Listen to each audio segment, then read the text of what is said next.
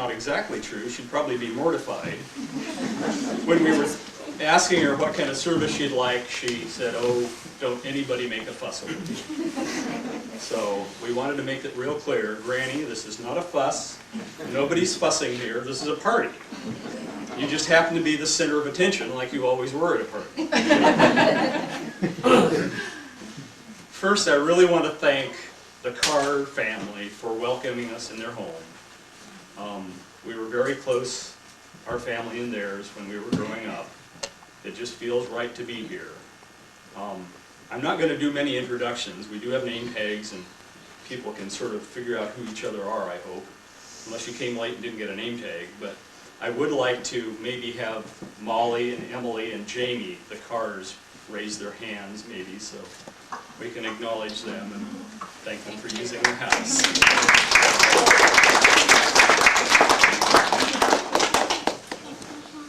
I'm hoping to make this fairly quick so the food doesn't spoil. I think basically we're just going to open it up to anyone, maybe the siblings first, to tell Granny stories, because there's 1,000 of them out there, and it could take all afternoon if we went on and on. But I'm going to start it out with a story that I think's an important one to tell at the home place, the Carr's home. This goes back about 20 years to when some of us were gathered here for a memorial service for our brother Jack, who had just died. And we were all sitting around telling Jack stories. And at one point, Granny came over and tapped me on the shoulder and took me over to the window. And she pointed out on the lawn, and for the life of me, I can't remember which window it is right now. And she pointed out, and there was a big, beautiful cock pheasant just sort of walking slowly around on the lawn. And she said, "Look at that. That's Jack. He's come to join us." So, then we need to fast forward about 20 years to when some of us children were in Granny's apartment, and she was going through the process of dying. And we were doing the same sort of thing. We were sitting around in her living room, and we were reminiscing about things that happened when we were kids. And we were talking about stuff we did, and she was kind of joining us and kind of not there. That was what, maybe several days before she died? 3 or 4? Yeah. I think her reality was a little different from the reality we were seeing sometimes. But we remembered the story about Jack and the pheasant, and I think she remembered that with us, and we all sort of were thinking, gee, what kind of a bird would you come back as, Granny? What would be your spirit bird? And I think we sort of settled on maybe a snowy owl because, you know, the white hair and the wise old owl. And that was about the conclusion we came to. And then it was time for everyone to go, and I was taking my turn staying with Granny. We were watching her around the clock at that point. And I was sitting there in the chair by the bed, and I looked out the window, and her apartment was right in front of Skinner's Butte, and you could see up some of the trees on the mountain. And here came sailing down across the piece of sky, you could see a big, beautiful bald eagle. Now, seeing a pheasant on a lawn in Hood River is not real unusual, but seeing a bald eagle in the Willamette Valley is kind of unusual. And nobody can tell me that wasn't Granny's spirit bird visiting us. So, that's my contribution to the stories. I'm hoping some of us can, it'd be neat to share some of, you know, what we went through with Granny when she was dying. She taught us a lot about dying with dignity and grace and a sense of humor. And I know it was one of the most profound and meaningful experiences in my life to go through that with my sisters and with her. Afterwards, I invite you to circulate. There's a table with memorial mementos. There's a basket there with a booklet that has some of Granny's poems and pictures, and I think there are more that we can put out. And the intent was for everyone to have one. And I think there is enough to go around, so feel free to help yourself to one and take one home. Anything else? A couple of Granny stories. Two that are favorites. One was my last year in high school, and it was in the spring, and there was some sort of function about to happen. Girls and their must have been around Mother's Day. Girls and their mothers were coming for lunch at the school, and they had a speaker planned. And the night before this was to take place, apparently the speaker, or the day before, the speaker wasn't able to come after all. And someone approached me and backed me into a corner and kind of strong-armed me, I think it was the principal, and said, "You must go to the office right now and call your mother and ask if she'll fill in for the speaker." Well, my mother was very pregnant with Rebecca at the time, and not really prepared to come up with a brilliant speech overnight. But Granny being Granny, she rose to the occasion, and I remember shoehorning her into something she could still get into and appear in public. And she was in quite a panic because if the jacket slipped, people would see the zipper didn't go clear to the top. And with one night, to think it all over, she appeared at the affair the next day, and I can't remember what she talked about, but of course she made everybody laugh a whole lot. And I thought that was magnificent to respond in that way to a very, very inconvenient request. And then my other Granny story was during her bird watching years, when she and I went down in our pasture and we heard a bird call that neither one of us could identify. And at that point, if she couldn't identify it, that was unusual. So we were tracking it down, and we finally found that the bird was nesting in a tree in the woods there. And we were fascinated. We just could not figure out what this was. And before we really thought, we both went up this tree, which had lots of branches. And we got to the top, and we found the nest and enough detail to identify what the bird probably was. And then it struck us both. Here we were, way up in this tree, both of us, terrified of heights, and not at all sure how we could get down. And so we commiserated with each other, and we both got quite panicky, but eventually we got hungry too, and hunger conquered, so we managed to work our way back down. And Granny went home and identified the bird. What was it? I can't remember. Something unusual.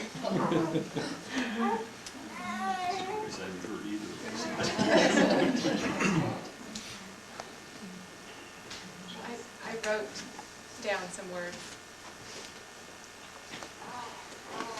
I miss my mother. She was not always the easiest mother to have, and it took me many years to understand and accept who she was. But she became one of the dearest friends I will ever have. When I remember Granny, I remember her delight in feeding flocks of birds during the winter snow. I remember her starting her day slowly, Grandpa bringing her a cup of coffee in bed every morning. But when she started moving, she never seemed to stop. She was continually cleaning, ironing, cooking, wiping noses, swatting bottoms, and yet she always had time to answer the phone and talk with laughter and delight to her friends. I remember the closet door next to the phone, where she kept a list of punchlines from jokes to share.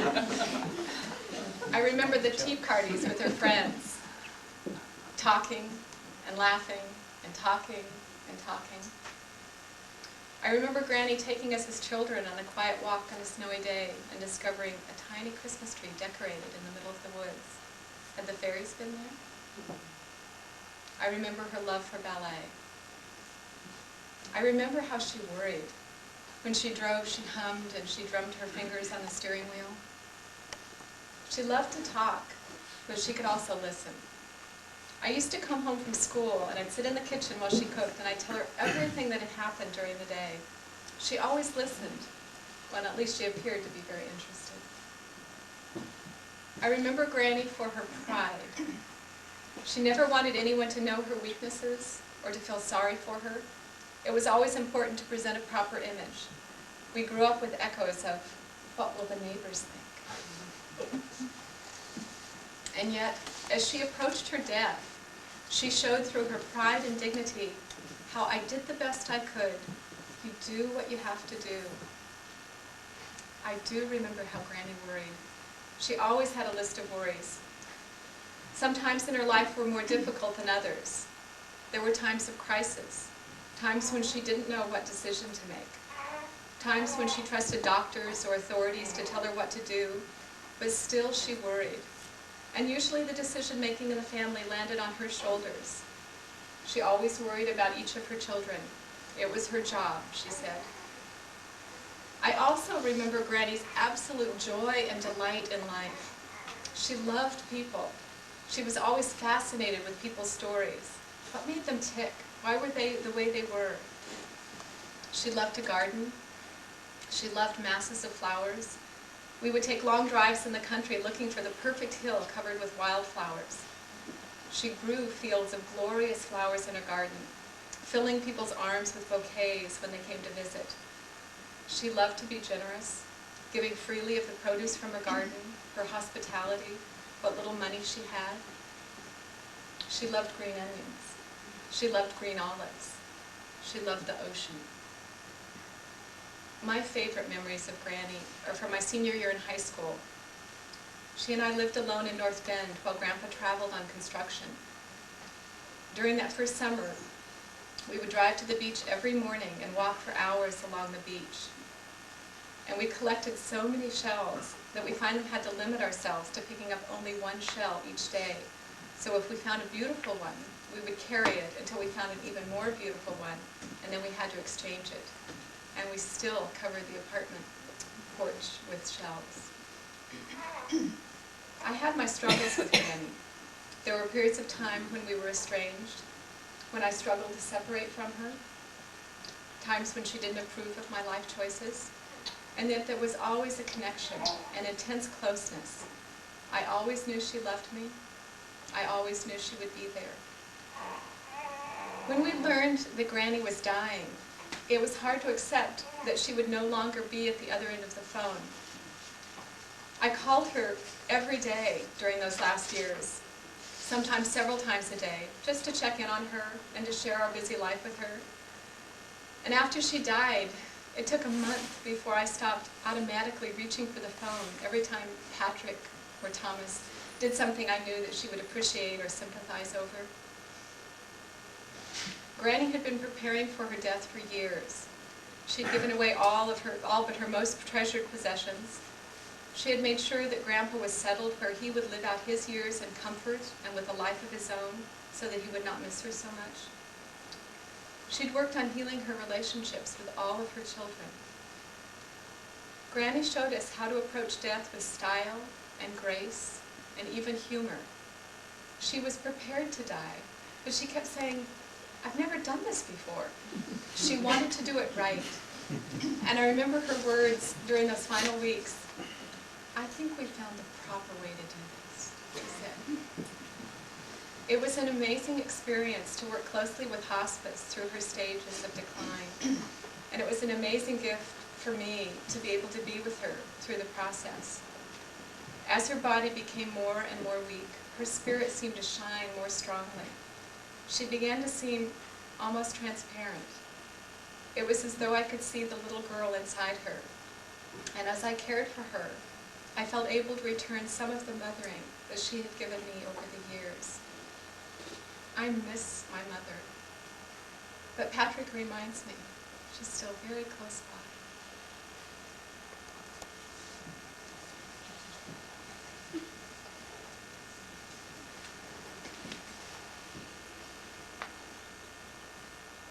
That's a hard act to follow. I have just a couple of memories from the last days of caring for Granny and being with her. And one of the two last days that she was really still enjoying life, and I think it was about 10 days before she died. one of the things that she really, really wanted to have done before she died, one of her last businesses that she hadn't taken care of, was the doll over here on the table that she had promised to my daughter Mary, who's standing here on the porch with Jenna Ruth, and come in. And having the doll refinished and redressed in the clothes that this was a doll that she had gotten when she was 10 years old, and so she wanted to have her clothes made and her hair fixed and have her just the way she was when she had gotten her. And so we found a woman who refurbishes old dolls and had her do that. And she came, a month or 6 weeks before Granny died, and found out about the clothing that she wanted her to have. And then when it didn't look like it was going to get done quite in time, I called the woman up and said, please, could you hurry? And so she made a special effort and got her done in time for her to have her back by her birthday. And so she had the doll, and it was just what she was hoping for and just the way she wanted her to look. And so Mary came down from Portland the day before Mother's birthday and spent the day with her, and Mom was able to give her the doll and explain to her how special it was. And Mary at that time was pregnant with Jenna Ruth, who now is 7 weeks old. Right. Named her middle name after my mother. And so the doll has a good home and will probably be on a high shelf for many years. And that was a big day in Granny's life. That was, I think, her last bit of unfinished business that she hadn't taken care of. And the next day was her birthday. And for her birthday, she told me that she'd really had enough of this sick invalid food, and she wanted a steak and mashed potatoes and ice cream. And so I dug in the freezer and found a last tender steak and some of the nice Yukon Gold potatoes that Beth had brought for me, and cooked her a steak and mashed potatoes, and she had ice cream for dessert, and she took a long time eating and didn't eat very much, but it was real food, and it wasn't just milkshakes or whatever she'd been having for weeks and weeks, and she just thought that was wonderful. And so that was really the last day that she was really alert and was with us the whole day. And after that, she mostly slept. So she made it to her 88th birthday, and that was real important to her.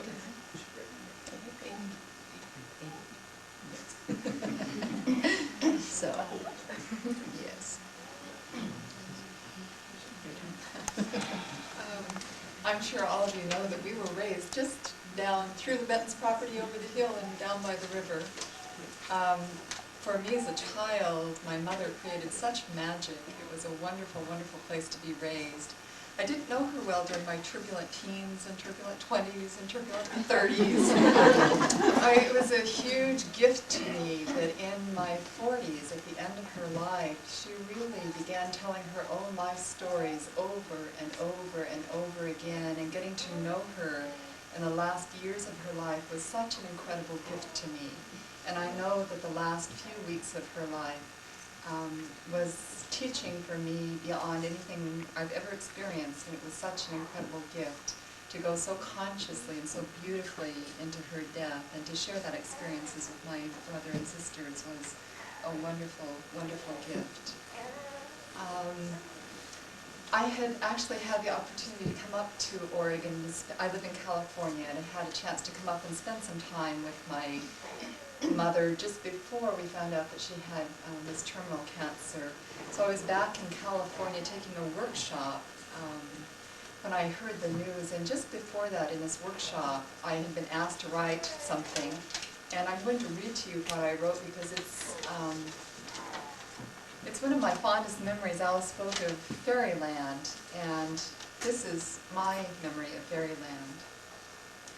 To my eyes, the land I was raised on is beautiful beyond words. The Hood River Valley lies between majestic Mount Hood to the south and the mighty Columbia River to the north. Directly opposite Mount Hood on the Washington side of the Columbia stands Mount Adams. As a child, I sensed the power and mystery of these two snow-capped peaks, imagining them as deities with rich lives stretching far back into antiquity. The land where my family lived was on the banks of the Hood River, whose wild white water curved to form the southern and eastern borders of our property. We were nestled into a small, deep valley surrounded on all sides by acre upon acre of orchards and woodlands. Everywhere in the valley, the sound of waters sang, rushing over the river rocks with their powerful, ever-present chorus, or creating delicate melodies as the creek cascaded down steep hills overgrown with mock orange and blackberries. A sandy flat above the riverbank stretched along the creek to the point where it plunges into the river. Crossing the brushy creek bank just before that juncture, I emerged into a clearing surrounded by forested hills. As I entered the clearing, all of my senses became alert. The path crossed a grassy open space, past a grouping of majestic oaks, and led into dense undergrowth beyond. I followed the path, stepping softly, alert to the heightened sensitivity I was experiencing. Some extra sense raised curiosity, caution, and anticipation. As I moved through the tunneled overgrowth along the path, I could hear the dance and play of water over stones. Another small creek was rushing down the hill, forming miniature waterfalls as it tumbled towards the river. I stopped at the creek's edge, settled onto a moss-covered rock, and listened intently. The birds had stopped singing. They remained quiet long after I would have expected them to. There was something unusual in the stillness. Not the serene quiet I generally experienced on my many excursions into these woods. There was a strangeness and anticipation. As I sat there, my mind drifted back over the years to the day when my mother would spin stories of the fairies who lived in this remote area. I remembered with delight one cold winter day when she took my sisters, my brother and me for a walk through the snowy fields, arriving at last in front of a small fir tree down at the end of Ellen and Ellery's property, only a few hundred feet from where I was now sitting. At the foot of the tree was a tiny village, a scene of miniature cottages nested into the moss under the tree. In hushed overtones, she explained that this was where the fairies lived, and we must be very quiet so that we wouldn't frighten them. As this memory flooded back, I caught the slightest movement out of the corner of my eye. A bird, surely, or a squirrel intent upon hiding acorns among the roots of the bushes bordering the stream. But there, again, the tiniest hint of color flashing away behind that rock. The hairs along my arms rose, and I turned sharply in time to see a lizard that dashed and slipped under a rock and out of sight. Not a fairy this time. But raised by my mother in that valley, there were fairies all around us. And I remember my mother, I think, best for that gift of blarney, the gift of gab, as she used to call it, that she shared with all of us so wonderfully.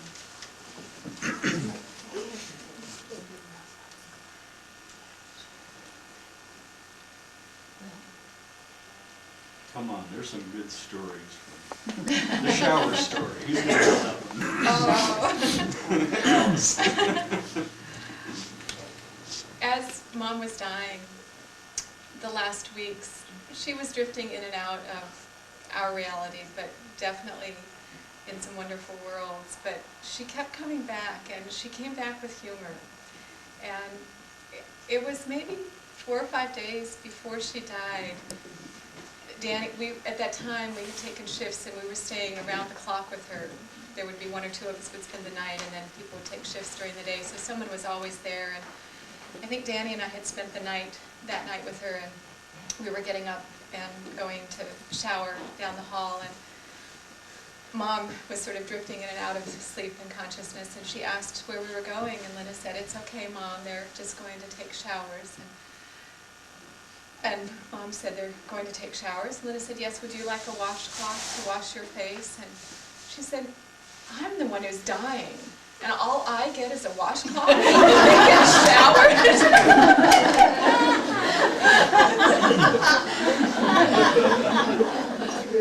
Yeah, right.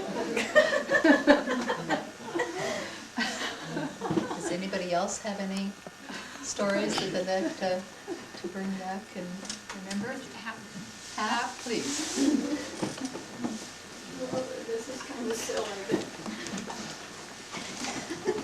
we were best friends all through high school, and after high school, we worked at the same places. And in Portland, when we worked for McCreary's manufacturing embroidery company or something like that, one day we had, Saturday afternoon, probably payday, we'd gone to a movie, which was very good. And as we came out, there was a familiar, oh no, we walked up by the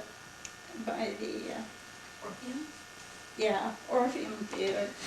And as we did, Bob Hope, who had been in the show, came out.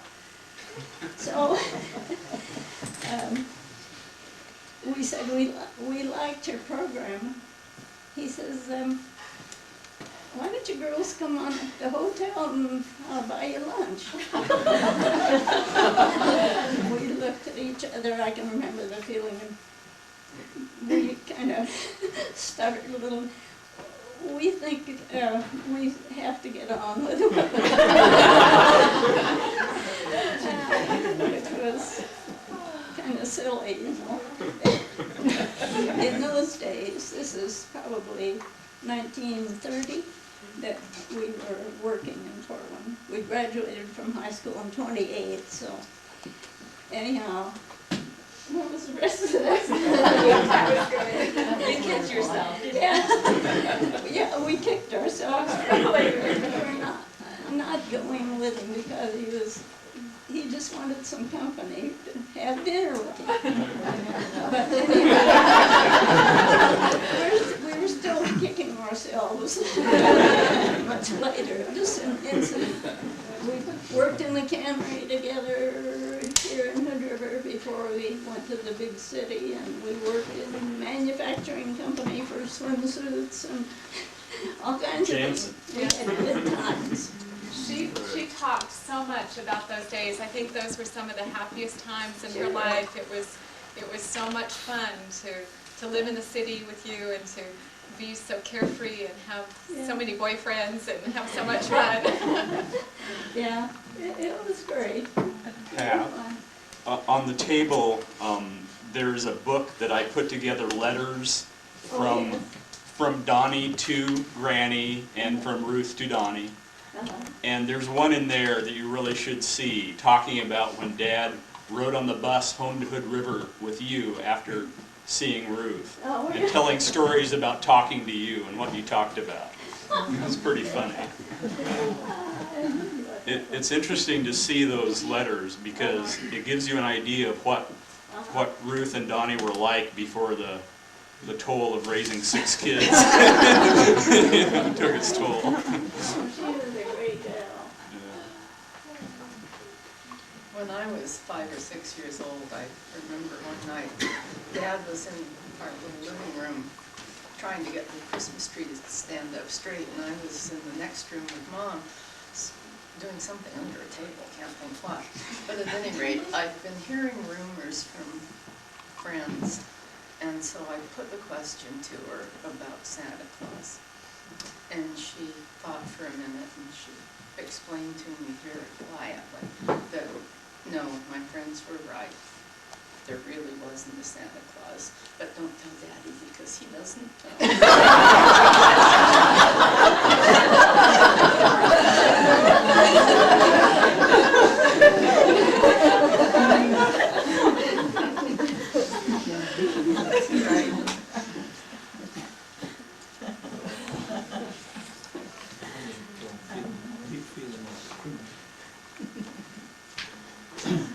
Did you get get back to,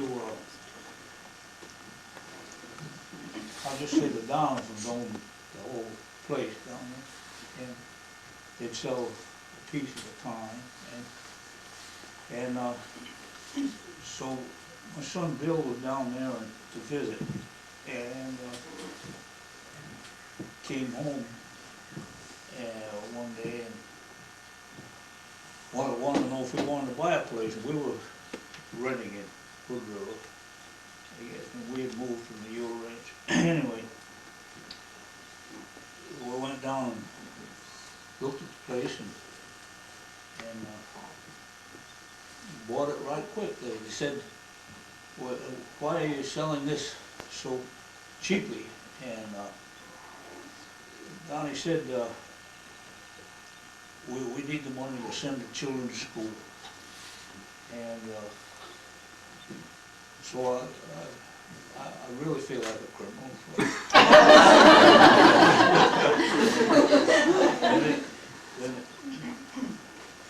At the time,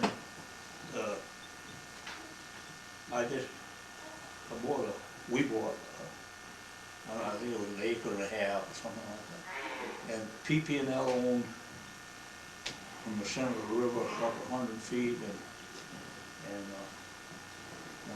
while I was able to buy PP&L land a little bit along at a time, and then they finally decided to sell it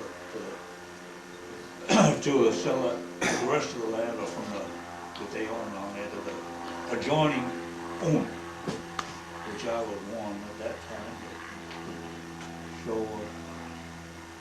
So that's why we have that beautiful place, and I sure invite all you folks down to visit and stay there and camp there, and that's just my criminal story. Ellery, you might have sold the place to you for a nice, reasonable price, but you have to look at it from their point of view. They were buying really nice neighbors. It was the best gift to our family to have you there and to still have you Yeah, there. I think so.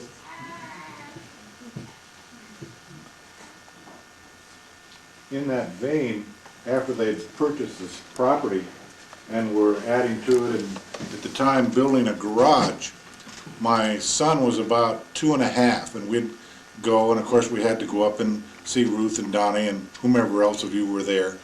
And he enjoyed that, and so then we'd gone home, and it's like the next day and we're all out with the wheelbarrows and the shovels and getting things, and as will happen, you quit watching him for a minute and a half and you turn around and he's gone.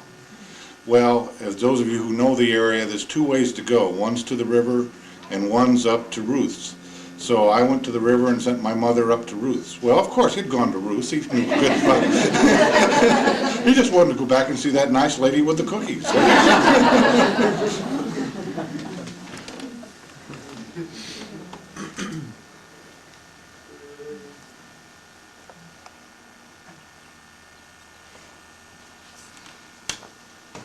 Well, this summer, I was in the shower, I think it was in July, and I heard Mrs. Donaldson's voice, and it was really her.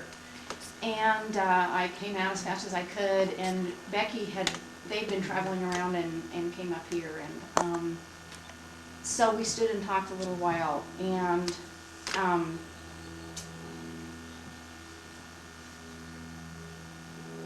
she told me this story, and I debated about whether to tell him or not, but I'm into it now, aren't I? This is a real Mrs. Donaldson story about, the toll that having 6 children takes. She had other children too, and Alice was Lori's age. And Mrs. Donaldson told me that, she said, well, I think I better tell somebody this story. And she said that, of course, when our dad died, Ruth was the one who picked me up at the bus and told me. And they'd already picked Lori up, and she was at their house for several weeks. And what she told me this last summer was that Lori was slept upstairs with Alice, and then the next day she came down, and she had a little piece of paper, and she unfolded it, and she was 6, and gave it to Ruth and, because Ruth and Donnie were having their coffee in the morning and at the table downstairs. And Lori handed them this paper and said, "This is a map of where to go fishing. And my dad won't be able to take me anymore, so I thought maybe one of your kids would like it." And I just thought, you know, if you were a little kid, you wouldn't tell that story to everybody, and you wouldn't give everybody a map. But, you know, the woman of fairyland, you could tell things like that too. So, she just sort of invited that kind of confiding. So anyway, I have a bird poem for her. This is for Mrs. Donaldson. I will never call her Ruth. The Peace of Wild Things. When despair for the world grows in me, and I wake in the night, and the least sound, in fear of what my life and my children's lives may be, I go and lie down where the wood drake rests in his beauty on the water, and the great heron feeds. I come into the peace of wild things who do not tax their lives with forethought of grief. I come into the presence of still water, and I feel above me the day-blind stars waiting with their light. For a time I rest in the grace of the world, and am free. Wendell Berry.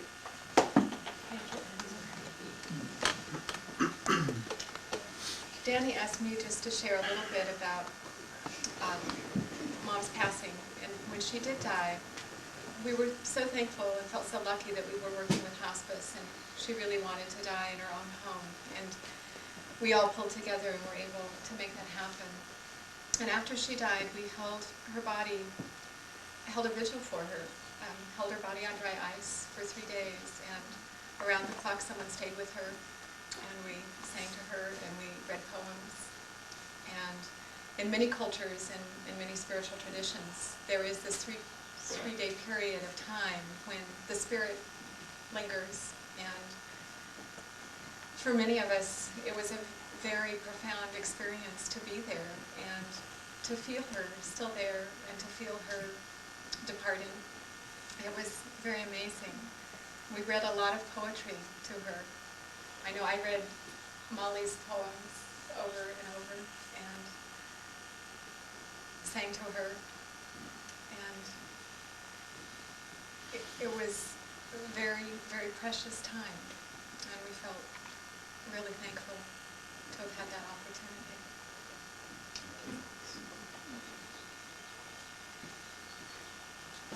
I don't think very many of you know me. I'm Bill Cornett. I'm a nephew. And now I know where my love of fairies comes from. I've always wondered. And I'll tell you what, Santa Claus is alive. So don't worry about that. You can ask my kids. I believe in Santa Claus, not going to stop. I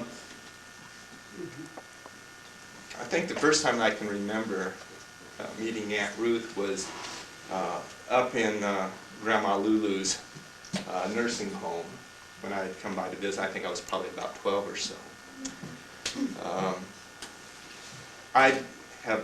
I'm still finding out more things about the Cornett side of the family.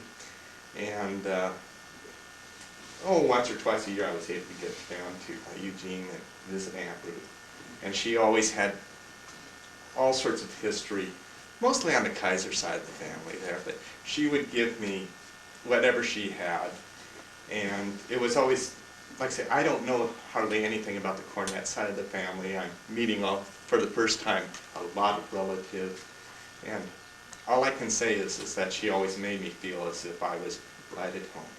But now I know where the fairy side comes.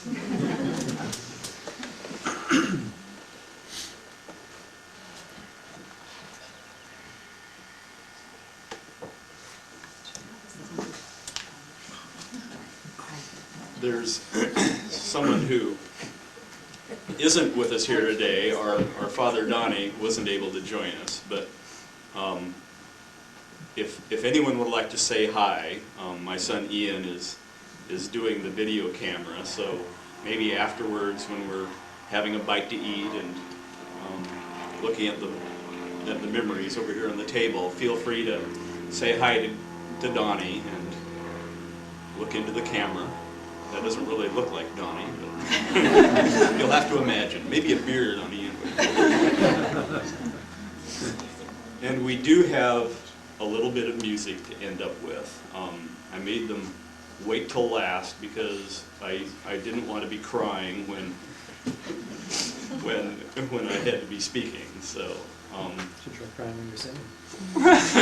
I'm not going to try singing. But Allison Roberts' friends Carla and Todd are going to give us one of Granny's favorite songs. And Robert. And Robert. Yes. So how do we want to manage Make this? room for Yes.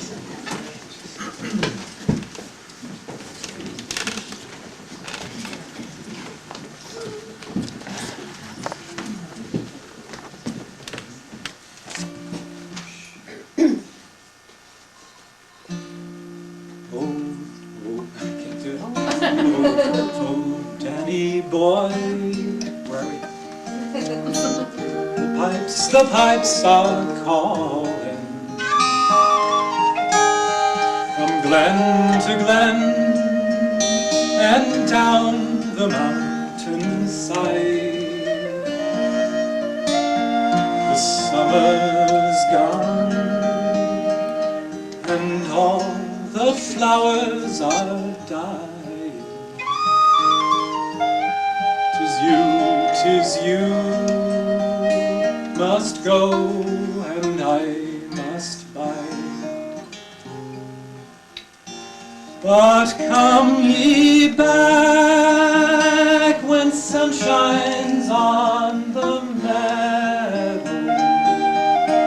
or when the valley's hushed and white with snow. 'Tis high in sunshine or in shadow. Danny boy, oh Danny boy, I love you so. You're right.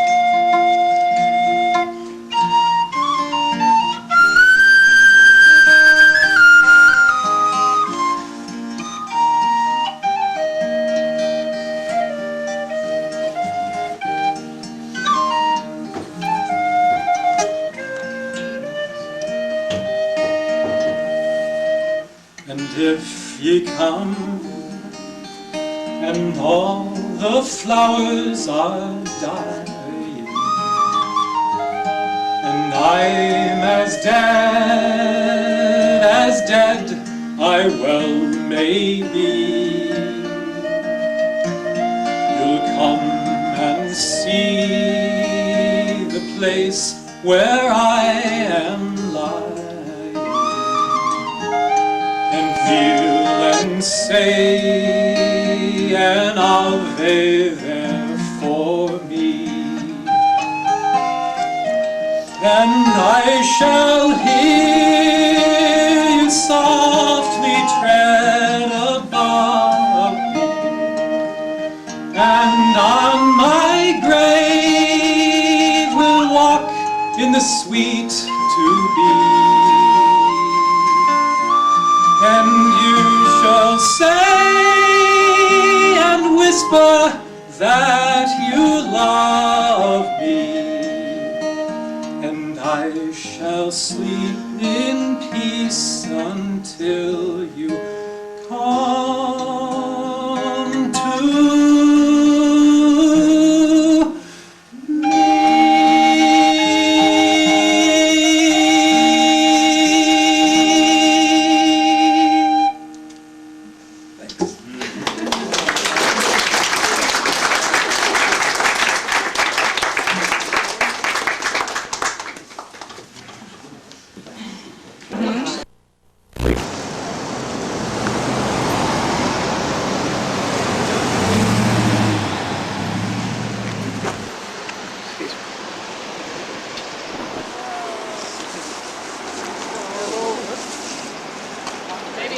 you can, yeah, hang it over the Okay, side. bye. a little Sorry, bit did I there. get it in your eyes? Welcome home. I can just, whoop, get by there. Anyone else? I'm breathing Yeah, Granny. come upwind. Anyone else? I like it. I'm done.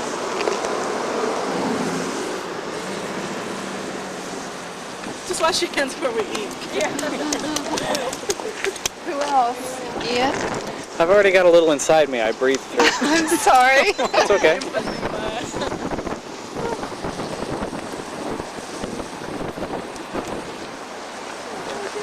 I can actually digest it. Get a shot and see if you can get some flowers going down.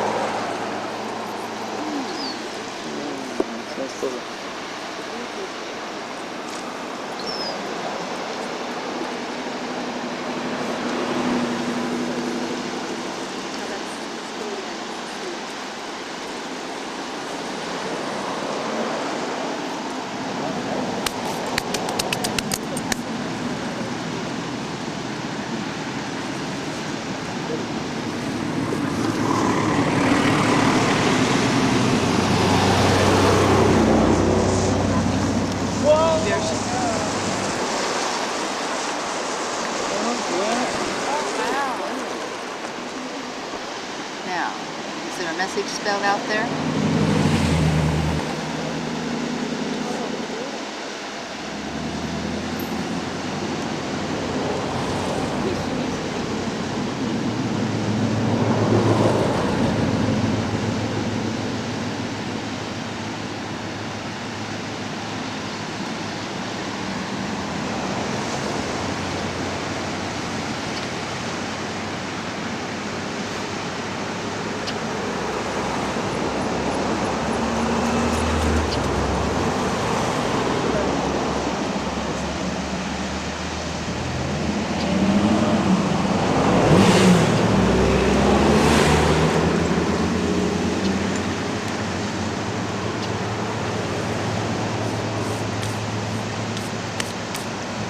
You can be standing out on the